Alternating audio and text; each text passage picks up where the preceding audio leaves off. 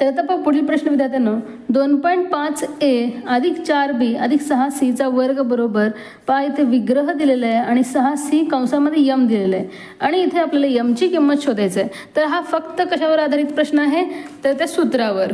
कोणतं सूत्र? a + b + c चा वर्ग या सूत्रावर आधारित आहे. याचा विग्रह काय असतो?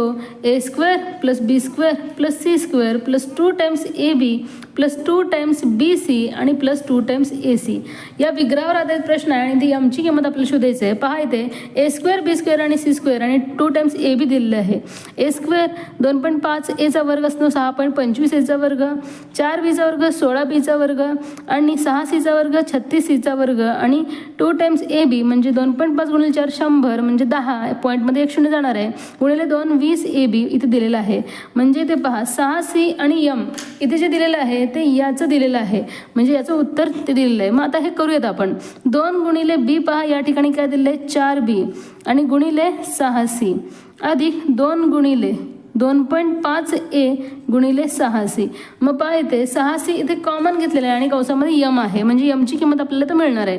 6c या दोघांमधून कॉमन जर आपण घेतलं तर इथे राहतं काय पहा 2 गुणिले 4b बेचोक 8 8b अधिक 2 गुणिले 2.5a 2.5 गुणिले 2 केलं तर 25 2 50 म्हणजे 5a इथे राहणार आहे, म्हणजे हे आहे यमची किंमत. म्हणजे 8b अधिक 5a हे पर्यायातून आपल्याला शोधायचे होते. मग पहा 8b 5a पहिलाच पर्यायात दिलेला आहे, म्हणजे हेच असणार आहे विद्यार्थ्यांना आपलं योग्य उत्तर. याच पर्यायाला तुम्हाला गोल करायचं आहे. तर असा फक्त सूत्रावर आधारित हा प्रश्न विचारला होता विद्यार्थ्यांना. विग्रह म्हणून आपल्याला हे जे काही सगळे विग्रह आहेत a + b चा वर्ग a - b चा वर्ग हे सगळे सूत्र आपल्याला चांगल्या पद्धतीने लक्षात ठेवायचे आहेत. त्यानंतर पहा प्रश्न दिलेल्या आकृतीत माहितीवरून मेजरमेंट काढायचे आपल्याला BDC म्हणजे पहा या कोणाचं माप विद्यार्थ्यांना आपल्याला काढायचे किती 4 पर्याय दिलेले आहेत. आकृतीचं निरीक्षण करायचे. भूमितीमधील पहा त्रिकोणाचे गुणधर्म यावर आधारित प्रश्न मुलांना.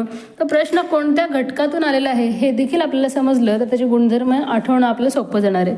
परंतु इथे पहा बीचा 2x आणि x, बीचं माप काय असणार आहे 2x अधिक x आणि सीचं माप असणार आहे 2y अधिक y आणि इथे एचं माप दिलेलं आहे आपलं 57 मग विद्यार्थ्यांनो त्रिकोणाचा सगळ्यात महत्त्वाचा गुणधर्म आहे की कोणत्याही त्रिकोणाचे तिन्ही कोणाच्या मापांची बेरीज किती असते 180 अंश.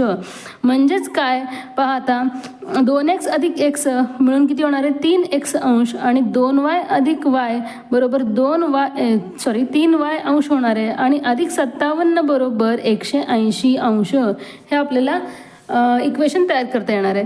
मग आता पहा 3x अधिक 3y बरोबर काय होणार आहे 180 मधून 57 वजा करायचं आहे. मग पहा 10तून 7 गेले 3 राहतात, हातचा 1, 8तून 6 गेले 2 राहिले, 1 123 अंश आलेले आहे. आणि इथे पहा x अंश अधिक y अंश अधिक कोन D आपण घेऊयात कारण आपल्याला त्याचं माप काढायचं आहे बरोबर 180 असं आपण म्हणू शकतो, कारण हा देखील एक त्रिकोणच आहे छोटा आणि याही त्रिकोणातील तिन्ही कोणाच्या मापांच्या वेळेस 180 अंश असायला हवं. मग आता पहा x आणि y हे आपल्याला या इक्वेशनमधून काढायचं आहे. म्हणजे इथे 3 कॉमन जर आपण घेतलं तर x अधिक y बरोबर काय होणार आहे 123 अंश होणार आहे. मग x अधिक yच्या ठिकाणी आपल्याला काय ठेवायचं आहे आता 180 वजा कोन D ठेवायचं आहे.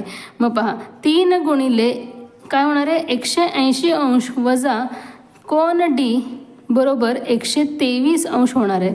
मग 18 × 18 18 2 36 18 × 54 म्हणजे 540 अंश वजा 3 कोन D होणार आहे आणि 123 होणार आहे. मग आता 3 कोन D म्हणजेच काय असणार आहे 540 मधून आपल्याला 123 वजा करायचं आहे. 540 मधून आपल्याला आता 123 वजा करायचं आहे. तर पहा थोडंसं समजून घ्यायचं आहे. 10तून 3 गेले 7 राहिले, हातचा 1, 4तून पहा 3 गेले 1 राहिलं आणि 5तून 1 गेले 4 राहतात. मग बरोबर काय आलं तर 3 टाइम्स कोन D. मग आता कोन D ची किंमत काढण्यासाठी आपल्याला फक्त 3 याला भागायचे. 3 1 3 मग पहा 1 राहतं, 3 3 9 10 11 2 राहतात आणि 3 9 27 म्हणजे कोन D ची किंमत किती आली 139 अंश. तर पहा 139 कुठे दिलेले मुलांना 1 नंबरच्या पर्यायामध्ये. हे असणार आहे या प्रश्नाचं योग्य उत्तर. की हा तुम्हाला समजला असणार आहे.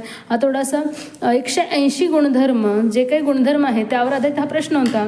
तर आधी आपण काय केलं की हा जो काही बाहेरील कोन आहे यातील तिन्ही कोणांच्या मापांची बेरीज 180 अंश असते हे दाखवलं आणि 180 मधून 57 वजा केलं म्हणजे 3x आणि 3y अंश. ज्यांना नाही समजलं त्यांनी पाहायचं आहे. 123 उत्तर आलं होतं. मग 3 इथे कॉमन घेतलं आणि x अधिक y घेतलं आणि 123 हे इक्वेशन आपण सॉल्व्ह करत गेलो. आणि x अधिक y आपण काय म्हणू शकतो, 180 वजा d. मग 180 वजा d आपण x y ठिकाणी ठेवलं. कोण डीचं तर मी घेतलेलं होतं. मग पहा 3 गुणिले केल्यानंतर काय होणार आहे, 540 होणार आहे, वजा 3 टाइम्स कोण डी होणार आहे आणि 123. मग 123 540मधून वजा करून जर त्याला 3 भागलं तर आपल्याला कोण डीची किंमत मिळते, जी होते 139 अंश. अशा पद्धतीनं आपल्याला कोन BDCचं माप मिळालेलं आहे 139 अंश. तर हा गुणधर्मावर आधारित केवळ हा प्रश्न होता. आय होप की तुम्हाला समजलं असणार आहे. व्हिडिओ आवडल्यास व्हिडिओ लाईक करा, शेअर करा आणि जर कोणी आपल्या पेजवर नवीन असाल तर पेजला फॉलो करायला विसरू नका. धन्यवाद.